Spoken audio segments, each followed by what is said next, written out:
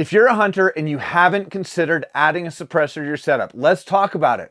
For me, it was the fall of 2022 that got me to commit. That year, I took my youngest son on a special bear hunt in Oregon alongside a friend, Garrett Weaver. Then later that fall, my older son was able to harvest his first deer with a rifle. On both hunts, I was hoping to film the action and log it inside the Huntley Gap so that we could look back at those memories for years to come. So let's see how those videos turned out.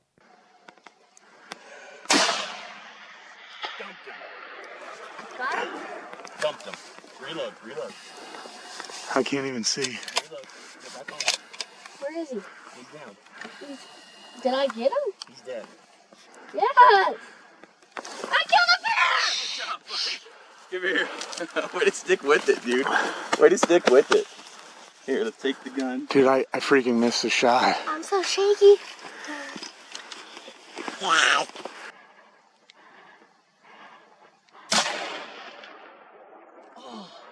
Reload. Stay. Don't move. Don't know. I shook like crazy. There's a bunch of does. My ears are weak. You heard me say it in the video. I missed the shot on both hunts. Why? Well, in both scenarios, I was set up beside the shooter. The crack of the rifle with a muzzle brake attached was so violent and disruptive that it forced me to jump and completely miss the impact. In both situations, the camera was handheld and I was zoomed in on the animals, with the bear being around 400 yards and the deer just a little over 200. We were moving fast to get set up for the shot, which also meant that I didn't have time to grab any hearing protection, and in most situations, I would have just put my hands over my ears. But that doesn't work when you're trying to hold a camera to capture the shot. So I knew before the shot went off, my ears were going to be ringing and I was exposing myself to potential long-term hearing loss. Now, this wasn't my first rifle hunt with the boys, and it certainly won't be my last. It was frustrating for me not being able to capture those moments, a first bear and a first deer. Those experiences flipped a switch for me and got me thinking about adding a suppressor to my rifle. But just being polite to the other people in your hunt party is not the only reason why you should consider a suppressor. How about less recoil, better accuracy, significantly less environmental disruption, and the obvious hearing protection? One of the big advantages of a suppressor is recoil reduction. A suppressor acts like a muzzle brake, dispersing gases and softening the recoil impulse. That means faster follow-up shots and a more comfortable shooting experience, especially for newer or younger hunters who might be a little bit more recoil sensitive. Anytime you add weight to the rifle, you're going to feel a reduction in recoil. A suppressor may not be as effective as a good muzzle brake at reducing recoil, especially if you're comparing them ounce for ounce. Muzzle brakes generally increase the sound energy at the shooter's ear and beside, and they are brutal. I mean, muzzle brakes can be brutal for those bystanders on both your left or right. With the suppressor, you're adding weight and the internal baffling disperses the gas, significantly reducing the felt recoil, the pressure, and the sound profile, which make it easier to spot your impacts and stay on target if a follow-up shot is required. Let's talk about increased accuracy. Reducing recoil doesn't just make it easier to spot your impact, it makes for a more enjoyable shooting experience. And it has been proven to increase accuracy. The guys at Exo Mountain Gear, they put out some great content in 2024 talking about backcountry hunting rifles and caliber selections and why they have opted to move away from some of the big Magnum calibers that have dominated Western big game hunting in favor of lighter, flatter shooting, and more accurate cartridges. I'll put a link in the description of this video where you can check out some of their content. So why am I saying a suppressor can lead to increased accuracy beyond just the recoil and sound suppression? Well, you also get reduced muzzle blast, which minimizes shooter flinch. Then for somebody like me coming from the bow hunting world, I equate it to a bow hunter adding a stabilizer to the front of their bow. Adding weight out in front helps minimize movement. With most suppressors, you're adding nearly a pound of weight to the end of your rifle, which acts somewhat like a stabilizer on a bow. Think about it like the difference between holding a broomstick in your hand that you can wave around versus a sledgehammer with all that weight. The broomstick you can swing freely and move almost effortlessly. A sledgehammer, on the other hand, it has all that weight out away from your body, making it much more difficult to move. That can also make it more difficult to shoulder and hold because now you're holding weight out there. But if you're shooting from a prone position, you're shooting from a tripod, you're shooting where you have any bracing, that weight is really going to be negligible. Now, personally, I like the idea of my muzzle being more stationary and not jumping around as much. It leads to tighter groups, more consistent shots, and better precision in the field. That's just from adding weight out in front. With a suppressor, you also get a slight increase in bullet speed. Most people already know that when you add barrel length, you're typically going to see an increase in bullet velocity. A suppressor does not add barrel length as the gas begins to disperse right away, but pressure is still being applied to the bullet until it exits the suppressor. So generally you may see an increase of 5 to 25 feet per second. That increase in speed gives you a slightly flatter trajectory. You probably won't even notice that or even have to make any changes to your dope card within 400 yards, but it will make a difference as you begin to stretch your range. So what do I mean when I say less environmental disruption? We've talked about less recoil and improved accuracy, but let's talk about environmental disruption. Suppressors help reduce the noise signature of your shot, which can be especially useful when hunting in areas where noise discipline matters, whether it's keeping nearby game animals undisturbed or maintaining good relations with landowners and neighbors. A quieter shot is always a plus. I recently watched a young man confirm his zero while laying prone. He had a muzzle brake attached to his 300 Win Mag. The brake was not self-timed and the orientation was not set where the muzzle brake would be dispersed parallel to the ground, like it was designed to be. You dug a canyon with your muzzle brake. He had pretty much dug a hole with the gases and pressure that was being released, which threw dirt onto our gear, into the scope, and even onto the shooter, in addition to pushing the rifle off the ground, making it impossible to spot your impact or be prepared for a follow-up shot. Many companies such as Bergara, CVA, Ruger, Savage, Seekins Precision, Browning, etc. Often they include these Omni brakes which disperse gas in all directions. They're great for recoil, but they can make an absolute mess when shooting prone close to the ground or even on a bench with objects nearby. Here's a bit of an extreme example, shooting a 50 BMG with a muzzle brake where you can see the environmental disruption that I'm talking about. Now you're not going to eliminate that environmental disruption with a suppressor, but you will greatly reduce it, which is a massive benefit for you and everyone around you. Have you ever shot your hunting rifle at an indoor range? The pressure and concussive waves bouncing off the walls are incredibly uncomfortable. It's not just about hearing safe or hearing protection. These are major forces that can give you headaches and even lead to some form of, conductive hearing loss. So let's talk about hearing protection. Most centerfire rifles produce sound levels well above 140 decibels. That's the threshold where permanent hearing damage can occur. Some of your 5.56 semi-automatic rifles, they peak out at over 160 decibels, which is 100 times more potent than 140 decibel threshold. Suppressors reduce that significantly, making it possible to hunt without the need for bulky hearing protection. Although hearing protection is still highly recommended from every suppressor manufacturer, and for good reason. We'll dive into real-world test results here in a bit, where you'll see some of the science and why you still need to wear hearing protection. But speaking of bulky hearing protection, remember that bear hunt I mentioned with my son in 2022 that kind of got me started on this journey? Just look at his frustration while we were on that hunt as he was trying to address his rifle with hearing protection on.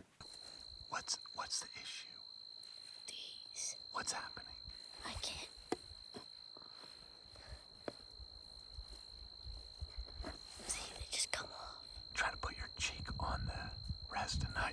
rest your ear on it.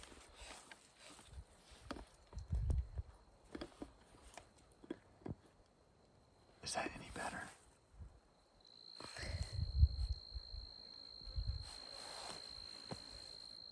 Hopefully you just have to take one shot.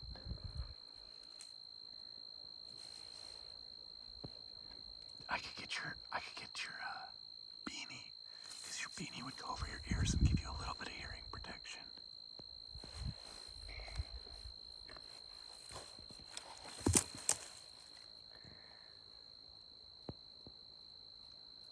Can you make it work?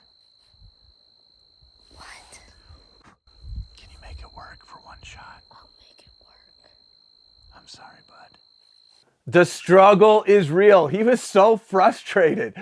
Now, I generally always keep a pair of Axle in-ear hearing protection with me. Stick these in my pocket. I absolutely love them. They're great. I had them in my pocket on both the bear and the deer hunt. But in both cases, we were moving quickly, getting set up. I had a camera in hand, and I didn't take the time to pull them out before the shot. Even after adding the suppressor to this rifle, we still bring hearing protection at the range and on the hunt. But there are still times when things move so fast that you don't have time to get set up with hearing protection, as it may be the difference between harvesting an animal or not even getting a shot off. Now, I have no doubt, as the mentor and bystander on these hunts, that I put myself at risk of permanent hearing loss where the decibel levels probably exceeded 150 or even 160.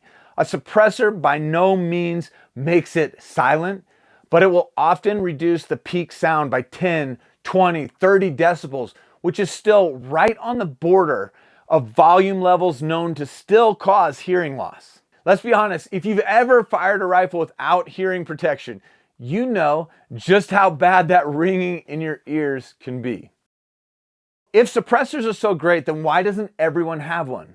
Well, unfortunately, the process to obtain one isn't as simple as walking into a store and buying it off the shelf. They're also relatively expensive, especially if you're looking for a way to reduce the sound. Why spend $800, $1,000, or $1,500 plus when you can just buy a pair of earmuffs for under $20? So outside of the cost and some of the other factors that we already talked about, the process for acquiring a suppressor can be confusing and intimidating. So let's cover some of the basics so you have the confidence to take that next step. First of all, there are legal restrictions. Suppressors are not legal in all 50 states, and if you ever plan to travel out of the country or even across state lines, be sure you know the regulations. If you can legally own a suppressor in your state, then here are some of the things that you should know about the process. First off, suppressors are regulated under the National Firearms Act, the NFA, and require a $200 tax stamp on top of the purchase price. Second, when you purchase and submit your paperwork, you'll either assign the ownership to either a trust, a corporation, or you as an individual. Each have different implications for ownership and ease of use. Currently, the fastest way to acquire a suppressor seems to be purchasing it as an individual. In 2024 and the start of 25, we have seen record turnaround approval times, which in some cases have been within 24 hours of the purchase. Something to consider though, if you purchase as an individual, is you cannot share it or loan it out. And if you were to ever pass away, it cannot be given or just passed to someone else without paying another $200 tax stamp to transfer ownership. That makes a trust often the best and most flexible option for individual ownership. There are multiple ways to set up a trust. You can consult an attorney familiar with the process, which generally costs about $150 to $250. But I would recommend setting up something like the Single Shot Trust at Silencer Shop, which will run you about $25. Or you can get a free NFA trust set up when you purchase through Silencer Central, which is an online retailer many of you are probably familiar with. One important thing to know is that you will most likely want to set up an individual trust for each suppressor versus trying to put multiple suppressors under a single trust. It might sound easier to manage one trust where everything falls under that umbrella, but if you go that route, the ATF makes it much more difficult to add or remove people from a trust that contains multiple suppressors. If you set up an individual trust for each suppressor, it is much simpler to add or remove people from the trust without having to go through fingerprints, background checks, and all the additional legal work. Adding somebody to a single shot trust still requires a few signature and a notary, making it easy for other family members or close friends to be in possession of the suppressor as long as they have the proper paperwork. Either way, anytime you own a suppressor or take it to the range, you are required to carry your paperwork with the tax stamp from the ATF. If you do buy it as an individual, you may get it faster, but if you ever want to transfer it to a trust, then you will have to pay the same $200 tax stamp again. The only advantage of that is that you'll be able to maintain possession of it while you're transferring it from your name into the trust that you also own. Now that might sound confusing or difficult. If you have questions, leave it in the comments and I'll try to help. I know I was intimidated by the process at first, but I'm so thankful for the team at Silencer Shop, along with the staff at Magnum Shooting Center, my local gun range, that walked me through the entire process. There really is no need to be intimidated. A website like Silencer Central will walk you through the entire process, step by step, and when everything has been approved, they will ship your suppressor along with the appropriate paperwork containing your tax stamp to your door. That process can take a few weeks or up to a few months. The fastest approval time for me was only 3 days, and that was going through my local shop where they had a Silencer Shop kiosk where I was able to add my photo, fingerprints, and input all my information. I paid the $25 for that one-shot trust, and I think I had to pay an additional like $40 to use the kiosk at the store. So just keep that in mind, as it does add to the overall cost of that suppressor. Now, I am hopeful that one day suppressors will no longer be listed as an NFA item, which would eliminate the need for setting up the trust or paying the $200 tax stamp. At this time though, that is the process and we are all stuck with it. So once you decide if you're filing as an individual, a trust, or a corporation, you submit a document called a Form 4. Thankfully, the ATF introduced electronic Form 4s, which have sped things up in recent years, but patience is still required. The good news is that once you go through the process, you have a lifetime piece of equipment that can be transferred between rifles and used across different calibers, depending on the suppressor that you choose. Now let's talk about the different types of suppressor designs and how they function. The three main types are baffle stack, monocore, and flow-through technology. A baffle stack suppressor, it's kind of your traditional time-tested design. It uses multiple angled baffles inside the tube to slow and cool the gases. It offers great sound suppression, but it can increase the back pressure because as those gases build, it pushes gas back into the barrel, affecting the rifle's performance. Some baffle designs allow you to customize the overall length and weight of the suppressor by adding or removing baffle sections. Now, a monocore suppressor is a single machined core instead of individual stacked baffles. They're easier to clean and maintain. Some shooters believe that you are less likely to experience a baffle strike too with a monocore over a stacked baffle, as a monocore is machined out of one single piece of metal versus multiple pieces of metal stacked on top of each other that may somehow get out of alignment. Now, flow-through suppressors. Now, Huxworks was originally OSS. They were the ones that coined the term flow-through. There are now several names for this type of technology, as each company has to come up with their own term for marketing and patents. It simply means the suppressor is designed to vent gas forward rather than to trap it on the inside. The clear advantages of a flow-through design is you get less back pressure, which means less impact on the rifle's performance, especially for semi-autos. Back pressure can create cycling issues, more carbon buildup inside the action and chamber, along with more toxic gas and chemicals coming right back into the shooter's face. Just look at how dirty the brass is when fired from a suppressed semi-auto rifle. Now, flow-through suppressors are excellent for maintaining rifle reliability, whether you're using a semi-auto or a bolt gun, as back pressure can even impact bolt-action rifles, making it sometimes difficult to eject a casing. Flow-through type suppressors can be more friendly when used on shorter barrels too. This is something to pay attention to, as most suppressors will list a minimum barrel length restriction for safe operation. Now, the knock that you get with flow-through technology is often the sound suppression itself. The suppressors are built for gas to escape efficiently out of the front of the suppressor, so they're not always the quietest option available, although you can say they definitely hold their own in the actual testing, which we will dive into right now.